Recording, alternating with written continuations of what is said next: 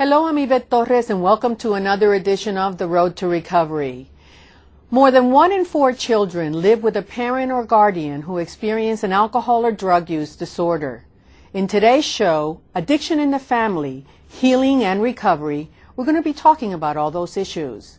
Joining us in our panel today are Jerry Moe, National Director of Children's Programs, Betty Ford Center; Sis Wenger, President and Chief Executive Officer, National Association for Children of Alcoholics; Christopher Crosby, President and Chief Executive Officer, the Watershed Addiction Treatment Programs Incorporated; Trina Osher, Director of Policy Research, Federation of Families for Children's Mental Health.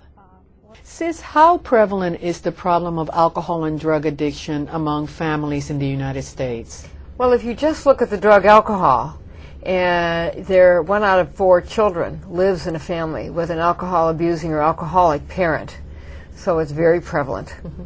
And NIAAA just did a study, I heard? They produced a study in year 2000 that verified those statistics, 1 out of 4. Beyond the alcohol, and specifically with drugs, Jerry, what other statistics do we know about? Well, you take that 1 out of 4 with alcoholism or alcohol abuse. How about all those boys and girls living in families where there's addiction to drugs? Mm-hmm. Methamphetamine, cocaine, heroin, even prescription drug addiction. When we add those boys and girls, the numbers swell even more. Mm-hmm. And the irony of all of this, Yvette, 1 out of 4 kids, yet so many of them believe they're the only one. This is a disease characterized by silence, secrecy, and shame. So many boys and girls go to school on a daily basis believing they're the only one, when more than 1 out of every 4 students in their classroom suffer that same confusion, unpredictability, family conflict, and verbal violence. Mm-hmm. Chris, how is the family affected beyond what Jerry has mentioned by addictions?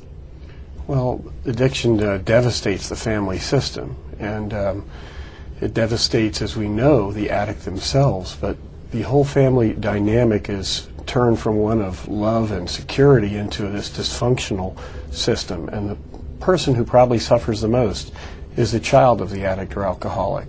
They're the most vulnerable member of the family system and the most vulnerable to the adverse effects because they don't have the tools, the maturity to protect themselves, to process the hurt and the pain and the fear and insecurity of being in that family that's been affected by addiction. And they tend to develop in the environment that they're in. And if the environment is full of stress and conflict and confusion, children will absorb that into their worldview and their understanding of themselves and how to behave in society in general, which raises problems when they're in other kinds of situations where you don't have those stresses, whether they're in school situations or social situations, or later on in their own life when they become young adults or parents themselves. And Trina, I think the key there is confusion, in that children believe something's wrong, but they're not sure what it is. And many boys and girls see something's wrong, nobody's talking about it, maybe, just maybe, it's me. Mm-hmm. And that introduces them to this thick layer of guilt and shame. Let me give you an example. A little girl, 9 years old, was in a children's program, and she'd been there just an hour. They're just getting started, and it was time to take a break so the children could use the bathroom. And she took me aside, and she said, Mister, please help me. What's wrong with me? What do I have to do to make my daddy love me again and not hurt my mommy and stay home at night so I don't go to bed and have stomach aches and nightmares?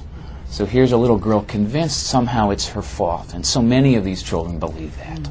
So we've talked about the dynamic in terms of alcohol and drug addiction, but there's yet another facet that also is very prevalent in the family. Sometimes that family can also be experiencing some mental illness of one of the members of the family. Trina, how does that play into this other alcohol and drug use dynamic? Well, we do know that substantial numbers of folks who have addictions to alcohol or other drugs primarily have an underlying mental health disorder of some kind, often unrecognized, often untreated or ineffectively treated.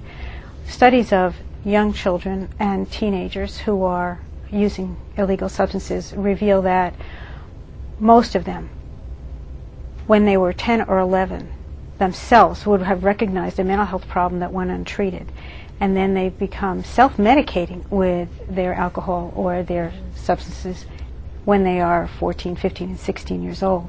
And so there's a serious connection that is between these two. And particularly for children of young adults who whose parents have mental health problems, we know that some of these mental health issues do in fact run in families. And so you have children with mental health problems that may be going undiagnosed and untreated because their parents' problems are undiagnosed and untreated, making them more vulnerable and at higher risk for engaging in substance abuse when they become available to them. I think add to that these are really children of trauma that deal with chronic loss and grief on top of the co-occurring disorders of addiction and mental health issues. So many of these kids contend with domestic violence, with abuse, with a parent who's incarcerated in the criminal justice system, with divorce, with separation, with economic uncertainty, sometimes directly tied to their addiction. So there's many issues these boys and girls contend with on a daily basis. So sis, in part, the issue of addiction within the family really spills over to the broader community. And when the children are young, it spills over into their capacity to take advantage of the learning environment in the school because they have to process information they get through this veil of secrecy in order to remain in their isolation. It spills over into physical problems and mental health problems often when they get older. If you look at the 10-year study that the Centers for Disease Control and Prevention and Kaiser Permanente have just finished on adverse childhood experiences, they had a cohort of 17,000 people. And what they saw was the children who grew up in families with addiction or with addiction and mental illness, and if you added poverty, so it depended upon the number of adverse childhood experiences, how severe the lifetime consequences were. But they were looking at lifetime health consequences of adverse childhood experiences. And what they have found is a tremendous increase in diabetes, in stroke, in heart disease, in arthritis. Interesting, you know, many of the things that are rooted in the immune system, which is often profoundly impacted by chronic emotional stress when children are young. We also see in the adolescent population, I think this is part of what Trina was talking about, children who are growing up in chemically dependent families who begin to use substances and then develop co-occurring disorders in their young adulthood, and people often think, well, they were only medicating, but it is this cesspool that starts in their early developmental stage of you can live with addiction, use chemicals to anesthetize that, then develop a mental health disorder, and often people will say, well, it started in their adolescence, but really the environment of development in early childhood creates the potential for both the mental health problems and substance abuse problems and all that means going on through life. So I guess that says you really need to pay attention when they're young. Both in terms of the family dynamics of the dysfunction as well as genetically. Right. The children growing up today in these environments without help will grow up. Many of them will develop their own alcoholism, drug addiction, co-occurring disorders. Sis mentioned some of the costs. I mean, this country is really experiencing some very frightening amounts of money that we will have to incur in terms of health care in the future. What other costs to society do addictions bring on? You know, I don't think that we could ever really calculate the costs. There have been many studies that suggest that $80 billion is lost in the workplace from addicts and alcoholics. The impact on our public health system of untreated addiction, and then untreated addiction in the family resulting in somatic problems and body problems of the children of alcoholics, the cost of mental health that's untreated and the mental health consequences of these children. But I think what we never capture is the lost potential of generations of children who could have contributed, could have been a positive force in our society, could have lived out a happy life where they were productive and responsible members of society.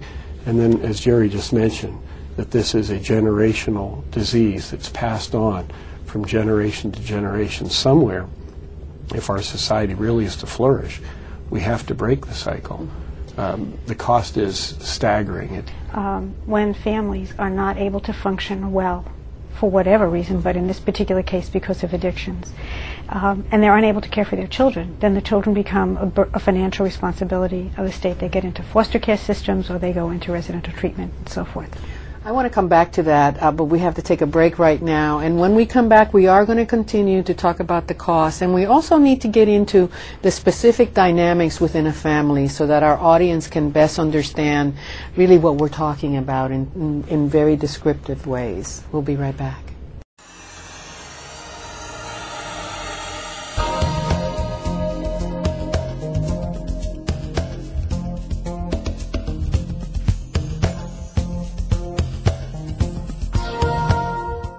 Children many times are really the main victims of an adult's addiction within the household. And I think many times we don't see that, or we don't focus on that. We think about the individual being addicted, the adverse impact it's having on their health and their life, which it undoubtedly does. But clearly the victims that aren't addicted themselves are many times adversely impacted and impacted for a long period of time. There are a lot of residual emotions, and there are a lot of basic needs that have to be addressed, and so family members are adversely affected by addiction, just as the person who has the problem is adversely affected by addiction. Treat me. Treat me with understanding. Treat me. Treat me with courtesy. Drug and alcohol addiction is an equal opportunity disease. Individuals in recovery come from all walks of life and deserve to be treated with respect and admiration for winning one of the hardest battles there is. Treat me without judgment. Treat me with humanity. Alcohol and drug addiction deserves proper treatment. For drug and alcohol information and treatment referral, call 1-800-662-HELP. I'm a sophomore in college this year.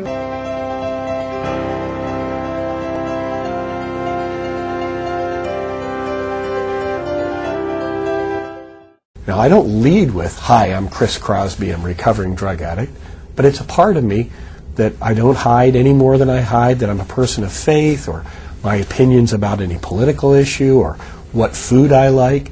It's another part of me. It's an important part. It's a disease that I've dealt with and that I continue to deal with to keep myself in recovery. The benefits to recovery for the family are enormous. Having been affected by the disease of alcoholism, in my case, it has affected me mentally, emotionally, physically, financially, and spiritually. And so in all of those different aspects of my life, I have seen growth, progress, and a continuation of recovery.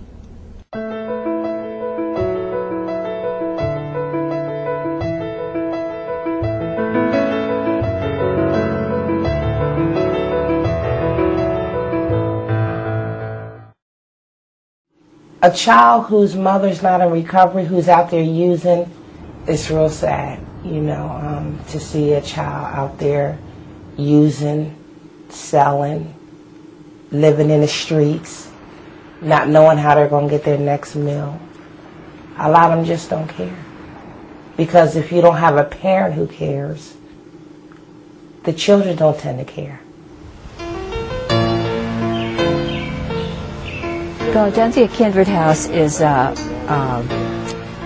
treatment program designed for mothers who either are pregnant or are parenting, and they can bring up to 2 children with them, or if pregnant, they can bring 1 child with them. While they're here, they're getting lots of treatment, the moms are, and they're learning a lot about parenting, and they are actively parenting with a lot of support. For Parenting Today, we're going to talk a little bit about how you're going to tell your kids about drugs. How are you going to do prevention in your home? Tell them what some of the risk factors are. How are you going to let them know how to protect themselves from this? When I got a chance to come to Kindred House and I found out that it was a women and children's program, I was relieved because, as I say, my daughter was really being taken care of by my family. So I was glad in a way that I was bringing her with me, because I really wanted to be a mother to her, but I really didn't know how. You have fun today? By the mother becoming a healthier person, she's able to care and nurture her child. She learns tools through the groups. It teaches you tools. It teaches you more appropriate parenting skills. It teaches you how to hold on. It teaches you how to be patient. And the children tend to increase their positive behavior with more structure and more boundary setting. For a child to be in a family where there's addiction is very likely going to lead for the child to repeat that same story. Being here, we hope, is prevention, preventing the child from really becoming a substance user at some point, or preventing the child from developing, from the trauma developing into mental illness. Today for Prevention Group, we're going to be talking about Hopeful House. Do you remember reading that story? Well, being here in Kindred House strengthened me in the fact that even though when I was in high school and all my friends may have been doing it, I just felt that it was not something that I wanted to do, because I saw what it could lead to, and I was personally close to what it could lead to, and I didn't want to be a part of that at all, so I didn't even try. To come here is an intervention. Just being here for the whole family is a huge intervention, makes a huge difference, and is an opportunity for a big turning point in that family's life. After I left Kendra, it was more peace. She took every responsibility. She was there for us. So it was like, be me, I know what I got to do in school, good grades, and that make her happy. And she was just there for us. Our goal is to prevent the children from becoming substance abusers and to break the cycle of addiction and mental health problems. I think eventually I would like to be either a drug and alcohol abuse counselor or a psychologist. I really would like to help women like my mother who have come into a program like this, help them to start over, and help them to get their life together, and help them to build their family back up. The children that come to Kindred House, they get a new chance at life. They find out what it's like to be loved and held, you know, and bathed and talked to and sang to. Their moms sit down and build puzzles with them, things that they would have never done had they not came in treatment. Because it gives every child the chance and opportunity to have a joyous, happy life.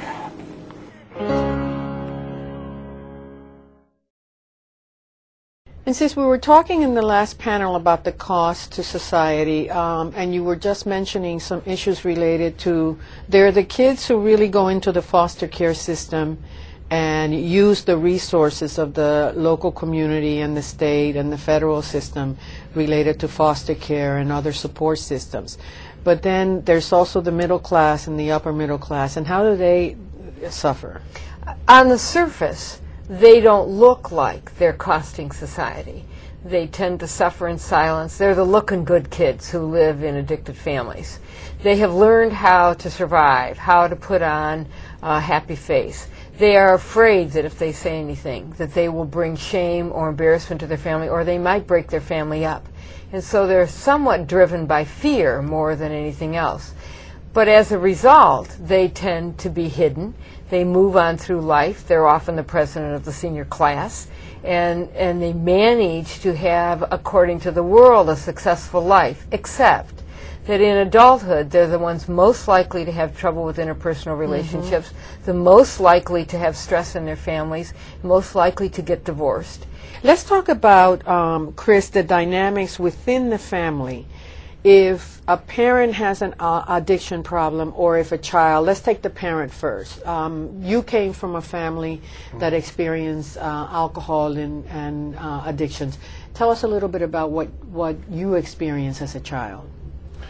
Well, I grew up in a family of addiction, both parents, mother and father, and I took on the role in our family of the caretaker, which I carried then into adulthood. Kind of what Sissy's talking about. I went on and became a nurse, and it was my role to take care of everybody. What it felt like inside was really desperation, pain, constant failure, because I somehow believed it was my responsibility to make my mother okay, and I couldn't do it.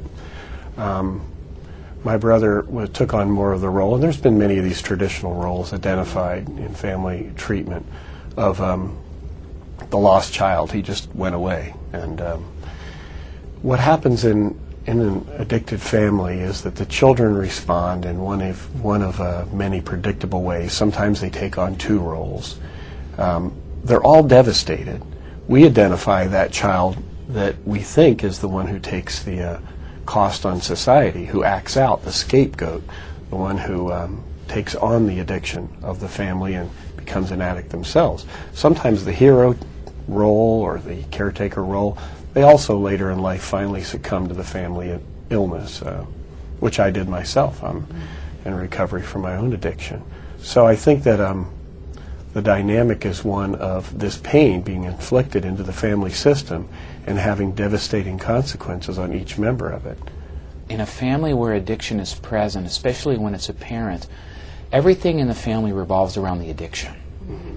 And often we look upon the alcoholic or the addict as being in control when truly they're out of control by the very nature of the disease. It's the disease that runs the show.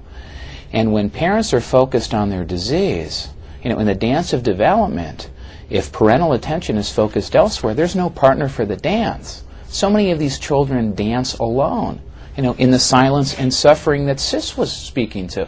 So many kids believe that they're not loved and they're not cared for, and the dynamic of the family certainly helps to create that. So here's the silent suffering, I'm not good enough. And there's an emptiness inside. Another side to the situation where the adolescent might be the one with the addiction problem. How does that affect the family? And it certainly has a tremendous effect on siblings, and it has a tremendous effect on the dynamics of parenting. It's a parent's role is to take care of your children, to raise them, to help them, to guide them. When you have a child who is in a situation with a serious addiction and probably an underlying mental health problem that wasn't well treated, the dynamics of parenting, good parenting doesn't work. And the struggle to find a way to be a supportive parent, the guilt and anxiety and fear that the parent feels because they have a child that they don't understand and they're unable to guide, are very, very severe and significant, and it spills over to the other children. Will I be like that too? It spills over even into schools. Kids, younger children, tend to inherit the reputation of their older siblings when they get into school situations or even social situations in recreational centers or religious environments in their community. Well, what Jerry was saying to you is the common denominator, if the adolescent is the addict, is that once again the entire focus of the family becomes on this issue. And so siblings aren't paid attention to by their parents. Parents are frustrated because they can't make their child better, and they're continue to want to care for and caretake of their children, which is their role, but then becomes sort of a self-defeating behavior where they enable the addiction. So I think, the common denominator here is here's this disease. The disease must be treated in all of its forms. That the addict must be treated, and then the whole family system, including the children. And add this dynamic. Let's say I'm 15 years old and I get caught at school and I'm intervened on by a student assistance program, and I end up in treatment for my alcoholism. And so many of those families go back a generation and there is addiction too. My mom might have it and be in denial. So here I am at 15 in treatment, trying to get better from this disease.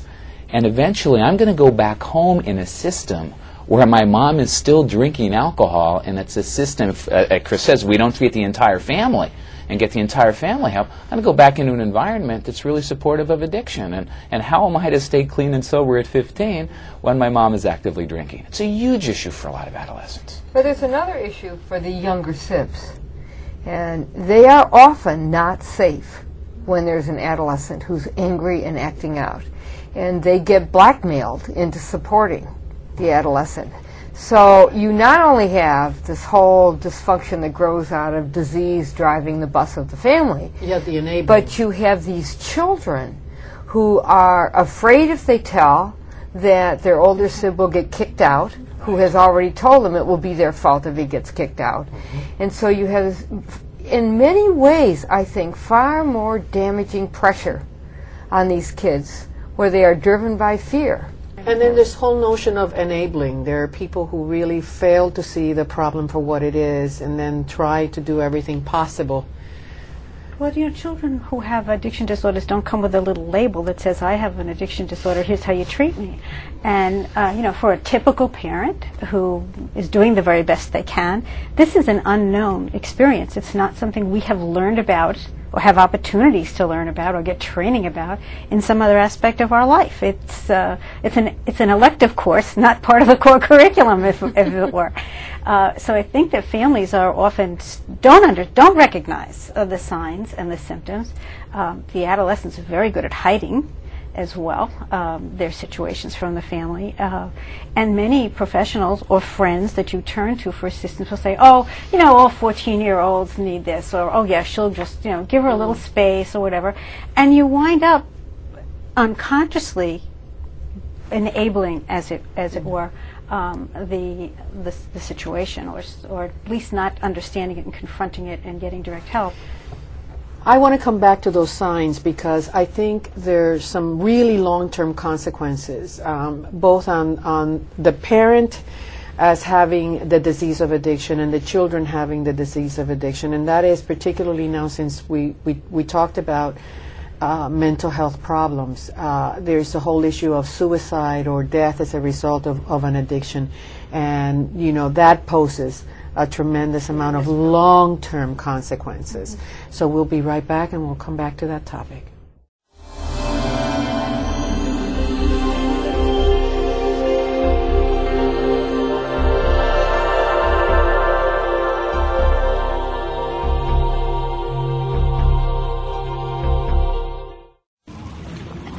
Everyone with alcohol and drug addiction is in the same boat.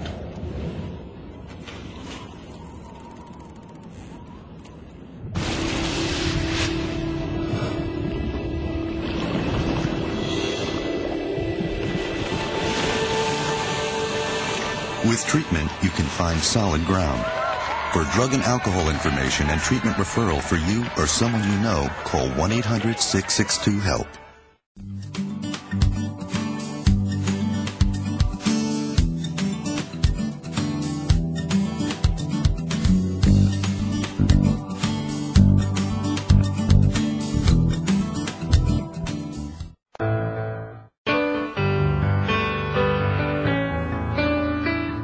Mountain Manor, Baltimore is an adolescent alcohol and drug abuse treatment center for adolescents and their families for inpatient and outpatient services. When you're offering treatment services to an adolescent patient, he or she's going to have their own perspective about what kind of problems they have or the levels that they have problems. So if you just get their perspective, you're not getting the big picture of what's really going on with that patient. Certainly, if they've not had treatment before, there's going to be some significant denial. To be able to get an accurate picture of the patient's life, you really need to ask other sources, particularly family members, what their view is. Well, the benefits for the family to work together as a group can help the family get a better understanding, first of all, what's an addiction, second of all, what treatment will do, and third, the recovery process itself and the benefits of aftercare and where they can go for support. Boredom. Now, boredom is a trigger, but keep in mind, boredom is just a thought. basically has taught us how to communicate with each other, learning about rules, boundaries, respect, and the illness of substance abuse. The meetings bring out the fact that what we're experiencing isn't uncommon or not the ordinary, because among most of the people that are here, you know, they play the same scenario that we've gone through, you know. So we're not unique in any way.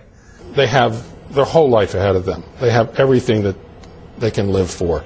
And if we can help them see that, then I think we've certainly contributed a little bit to somebody having a better life in the future. Let's get back to those dynamics of the family, and let's talk about the issue of how do we recognize when someone in the family has a problem, and what should, you know, either the parent do about it or the child who sees a parent who has a problem. How should they feel and what should they do about it, Sis? You know, today I think that people begin to wonder if maybe there's a problem well into the disease process, because we don't have a level of awareness of the early warning signs. People don't understand that if you have a problem with drinking or a drug at any point, you may have a drinking or a drug problem. That was an exception. It doesn't happen every time. And so it is logical to rationalize that it was just once. From the child's standpoint, they look at a parent who drinks too much and acts out as a parent who thinks that the alcohol or the drugs are more important than they are. So a child looks at it very differently. The child in an addicted family needs to hear messages in other places that they go, in their churches, in their schools. They need to hear messages about what addiction looks like, that children feel badly about it, that children have a right to have adults to talk to and to feel safe with, and that they are accessible through the pastor, through the school counselor, whatever. So the intervention... But is a child going to feel empowered to do that, Sis? I mean, they can hear the problem, but if there's a child watching, you know, what should they know? Is it that it's not their fault, that they can really look to those systems perhaps for help? They need to know that, but they first of all have to have somebody outside the family system helping them to understand what the look of addiction is and how it is controlling things. They need to understand this is a disease so that they can release enough attentional energy to hear the rest of those messages. Otherwise, those messages are hard to get through. Those are messages that all children need to understand, not specifically targeted at children whose parents have, in fact, addictions, or children who suspect their parents do. It's got to be a universal understanding, and then children will feel safer in coming forward because they will feel less fear from their peers and their teachers and being judged as somehow or other inadequate or coming from a bad family. I think, too, we make a mistake. We talk about how do we identify these children. I think we have that backwards.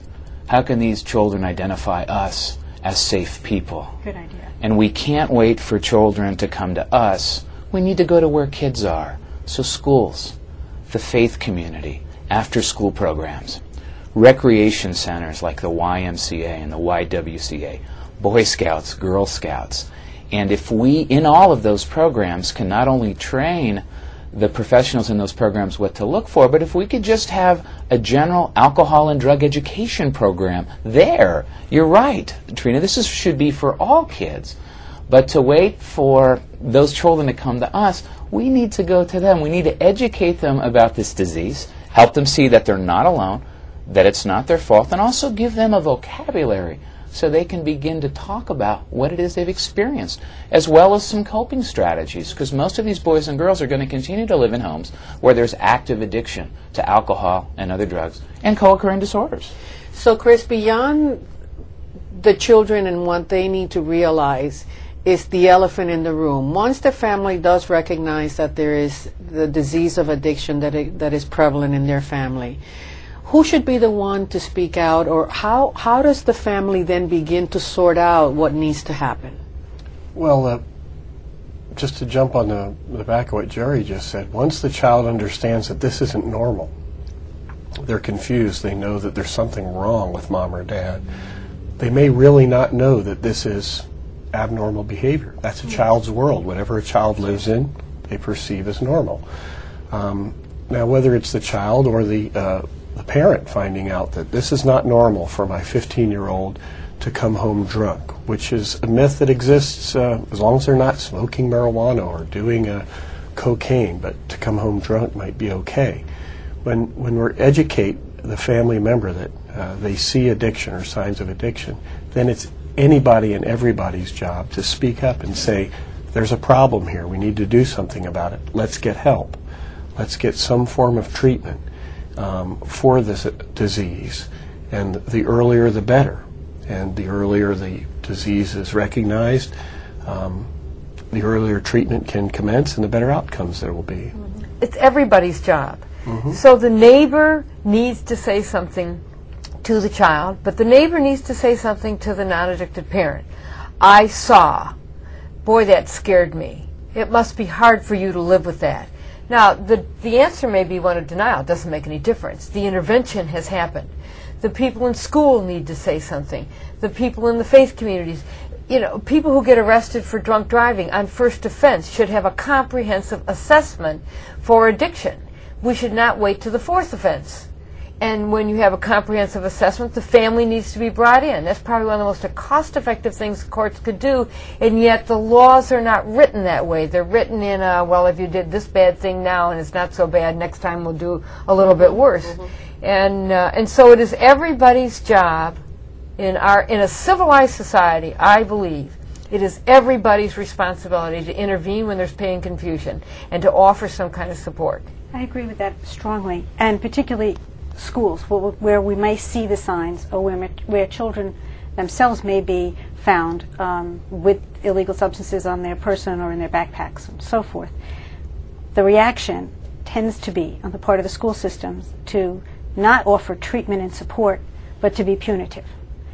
And the more punitive we get, the more underground the behavior goes, and the less likely we are to encourage children to come forward and identify this problem or this anxiety and seek treatment. So we absolutely need to turn around our punitive approach to drugs and alcohol. 25 years ago, that was learned.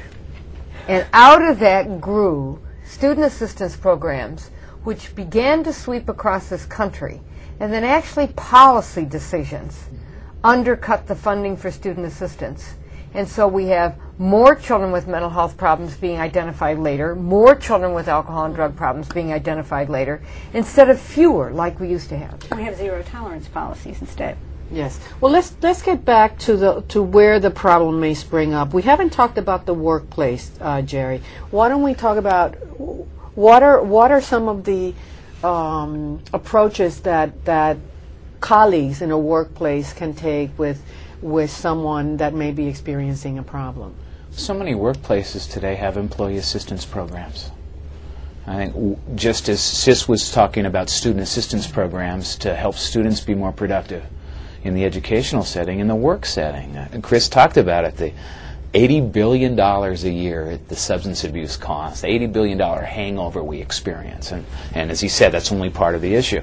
Employee assistance programs at the workplace, confidential. And a colleague, and again, there's that fear to do that, but to go forward and in confidence to say, hey, I noticed this. I know if I'm a supervisor, I noticed that there's been a steep decline in productivity. There's absenteeism. We notice that the absenteeism tends to take place on Mondays and Fridays, that the worker tends to be more angry and is short and just doesn't seem to be himself or herself anymore. Company spends an incredible amount of time recruiting and retaining and continuously training people to do their jobs better. What a solid approach to have programs available around alcohol and drug addiction, around mental health disorders, and specifically look at that. And not just for that employee. Exactly. Let's also think about that employee's family I was and just children. getting to that, exactly, because it's really the family, because you can treat the individual, but as we have said, Chris, what happens in that family? Do they also need help? Oh, the family needs help for themselves, and they also need help to improve the chances of recovery on the identified patient, the alcoholic and addict. So if in the workplace the EAP identifies the employee as having the problem, and they treat the family from an enlightened self-interest standpoint, they have a much better chance of keeping that employee in recovery once they've entered into whatever treatment they do, if the family's treated. And it's also the humane thing to do, to treat these children and wives and husbands and grandparents and grandmothers, the whole family system. Okay, when we come back, I want to talk about specific methodologies and programs that families can opt to participate in to address the disease of addiction within the family. We'll be right back.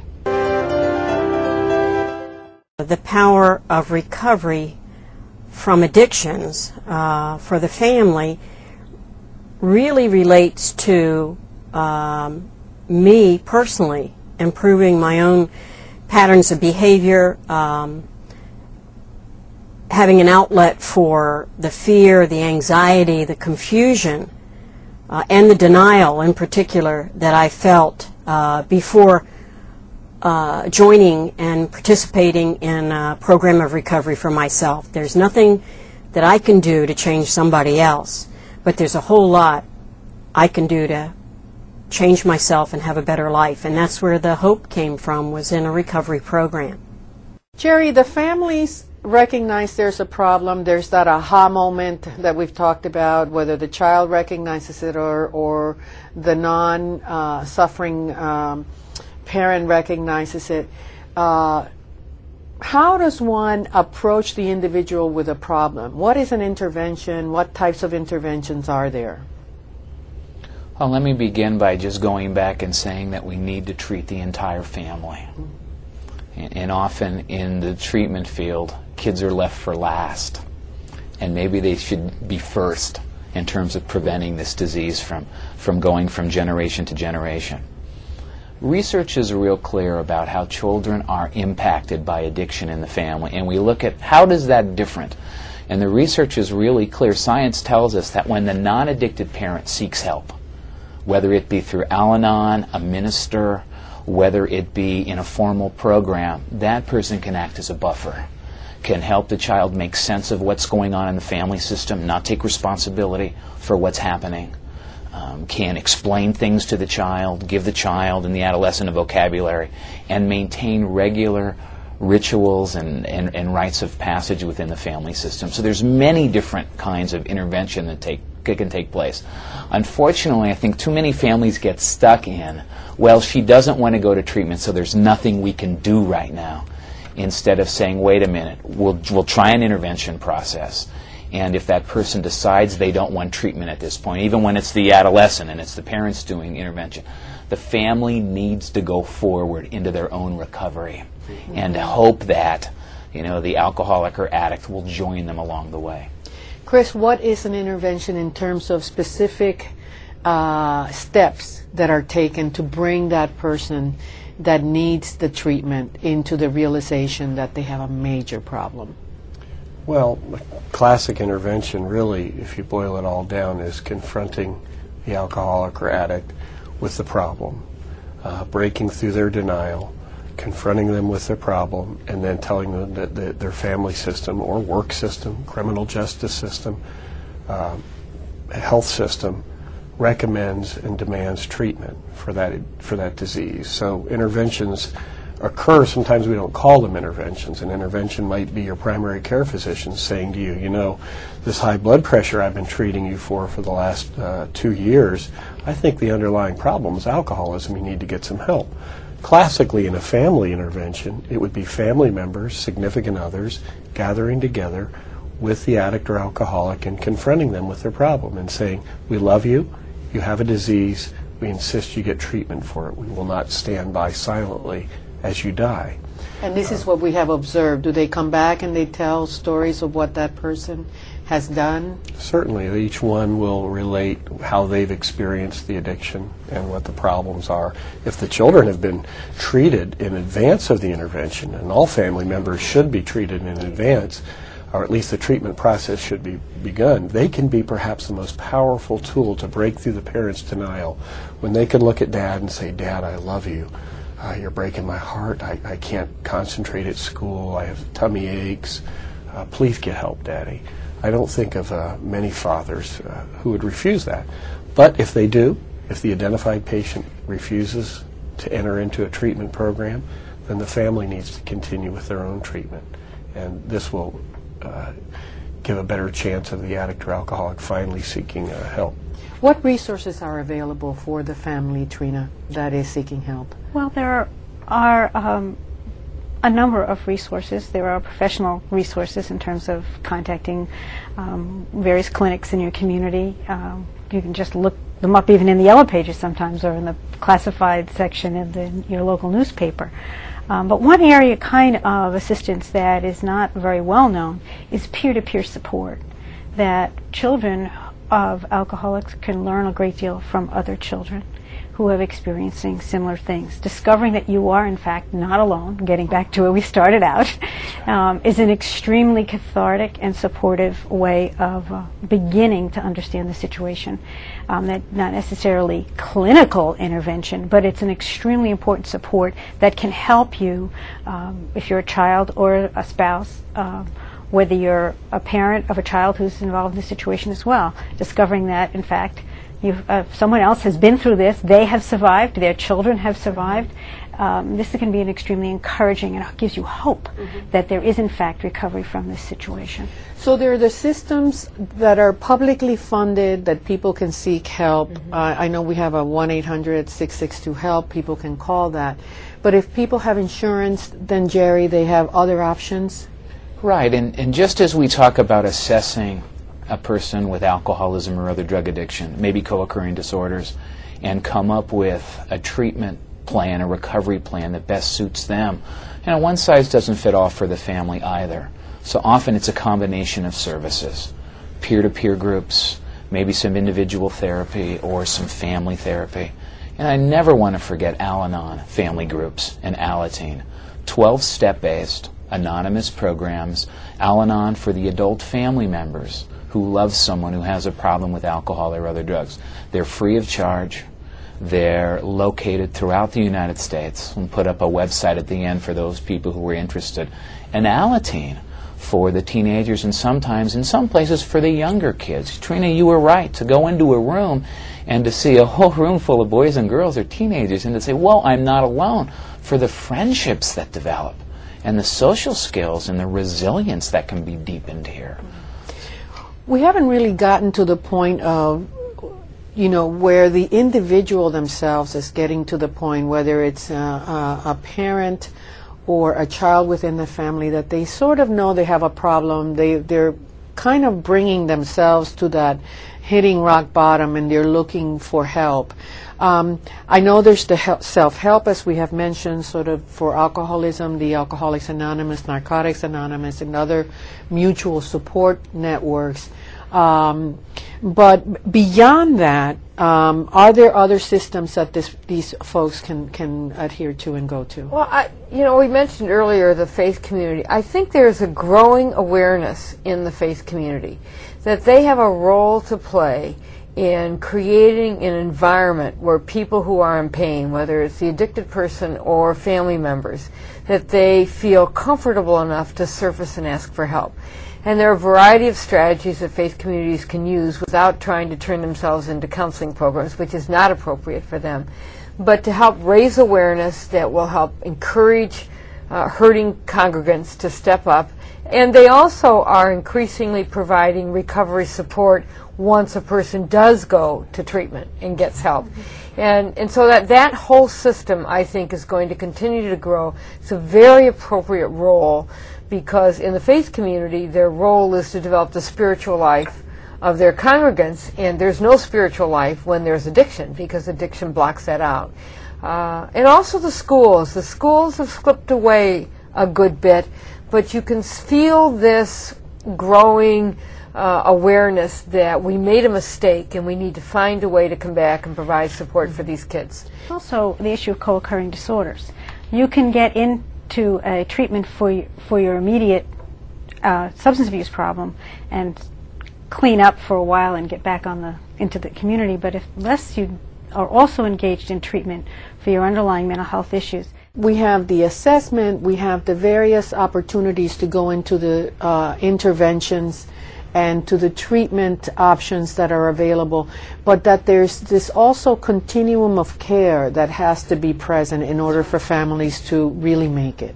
And I'd encourage the young people watching this that if anything has rung true for you this morning, if you've listened to any of us on the panel and say, well, geez, I think that fits my family, that ask them to think about the adults they deal with in their lives on a daily basis. We call them safe people. Is it an aunt? Is it a grandparent? Is it a teacher? Is it my coach? Is it the next door neighbor? Is it my minister? And talk to them. You know, reach out to someone you trust. And it's scary, but what a huge first step. It might be the first step in terms of this entire family getting help. You know, National Alcohol and Drug Addiction Recovery Month each September celebrates people in recovery, the families that have made it, and particularly, you know, and including the co-occurring families that have faced or are facing, you know, a double whammy, as one would say, not only with the addiction but with the mental health problems. One of the things that we deal with within National Alcohol and Drug Addiction Recovery Month is the whole issue of stigma. How does stigma play a role in the whole dynamic of family addictions? Well, with teenagers who have co-occurring disorders, they have told us repeatedly that they would rather be identified or labeled as a kid with a drug problem than a kid with a mental health problem. That the stigma associated with mental health is a serious obstacle to seeking treatment. You know, the stigma associated with addiction and or mental health disorders, it suppresses recovery. Children are afraid. Family members are afraid. Everybody's afraid to talk about this because they don't realize that recovery is real, that there are millions of Americans who had this disease, it was treated appropriately, and are now living lives of recovery. The stigma needs to be broken. We need to get the message out there. Jerry said that he hoped that a child watching this would reach out to a safe person. I'd say yes, because your mom or dad can get well. Grandpa or grandma can get well. You can get well. When people start to believe that recovery is real, addiction's a disease like any other. It responds better to treatment than chronic asthma, chronic diabetes. It responds very well to treatment, and family systems can heal. And so the payoff is worth the risk. The payoff of having a family that you dreamed about, and maybe even better and different than what you dreamed about, would be worth the risk for a young person or a mom or dad or any member of the family to speak up, break the silence, and seek help. Well, we hope that everyone has learned from what you have said here today, and will have the courage to seek help if indeed you're experiencing an alcohol or drug addiction issue within your family. Thank you for being here. Thank you. Thank you for having us. National Alcohol and Drug Addiction Recovery